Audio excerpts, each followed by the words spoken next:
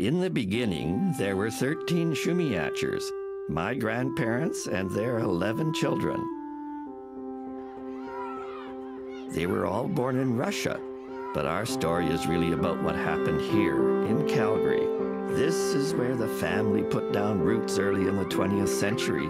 This is where the 11 kids married and had 23 of us grandchildren. Father came over at the age of 17, and he was very happy to leave Russia. They were always being harassed. They had pogroms, and the Cossacks used to come through 2-3 times a year. A lot of their neighbors left. A lot of their neighbors were killed. So they said, look, we can't stay here anymore.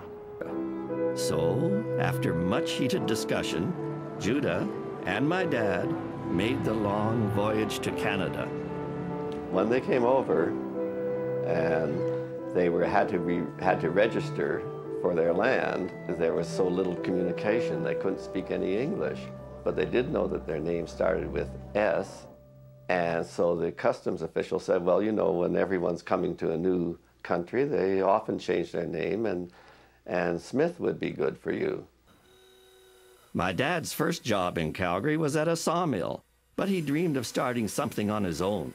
They came over with nothing. They strived, they worked hard, they worked together, and they developed into whatever they wanted to be. My father's hat business, Smithbilt, well, it went on to create one of the most famous symbols of Western hospitality, a pure white cowboy hat.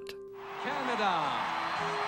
Le Canada. In 1988, Calgary was host to the Winter Olympics, and our hats were worn by the Canadian athletes at the opening ceremonies.